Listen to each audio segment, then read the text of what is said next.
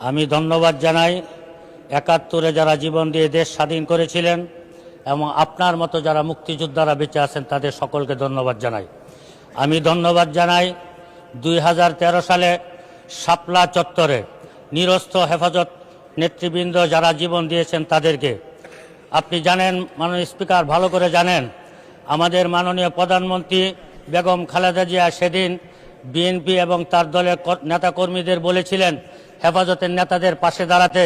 হেফাজতের নেতারা ভরসা পেয়েছিল বিএনপি আমাদের পাশে থাকবে।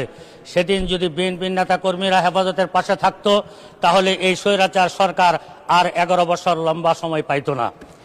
মাননীয় স্পিকার, আমি তাদেরকে স্মরণ করি ২০২৪-এ যে সমস্ত ছাত্র ভাইয়েরা আন্দোলন করে প্রায় ১৫০০ ছাত্র জীবন দিয়েছেন। এই ১৫০০ ছাত্র জীবনের বিনিময়ে আজকে আমরা সংসদে এসেছি। আজকে এখানে আমাদের মাননীয় প্রধানমন্ত্রী আছেন, আমাদের বিরোধী দলীয় নেতা আছেন। আমি জানি না পৃথিবীর কোনো পার্লামেন্টে এরকম সুন্দর এবং এরকম ভদ্র নম্র দুইজন পার্লামেন্টারিয়ান আমরা কোথাও পেয়েছি কিনা। জিয়াউর রহমানের মতো কেউ ছিলেন না, খালেদা জিয়ার মতো দেশপ্রেমিক প্রধানমন্ত্রী বাংলাদেশে কেউ ছিলেন না।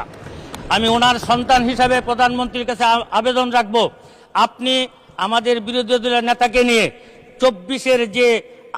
২৪-এর গণ অভ্যুত্থানের যে আইনটা আমরা চাচ্ছি, আইনের মার পেছে না ফেলে আমাদের স্বরাষ্ট্রমন্ত্রী, যিনি আমাদের বাংলাদেশের সবচেয়ে স্মার্ট মন্ত্রী, ওনার যেমন যোগ্যতা আল্লাহ দিয়েছেন, ওনার সবকিছু স্মার্টনেস, আমি বলবো স্বরাষ্ট্রমন্ত্রীর সহযোগিতায় দুই প্রধানমন্ত্রী এবং আমাদের বিরোধী দলের নেতা মিলে ২৪-এর যে আইনটা নিয়ে আমরা মারপেসের মধ্যে আছি, এই মারপেস থেকে আমাদেরকে বের করে নিয়ে আসবেন।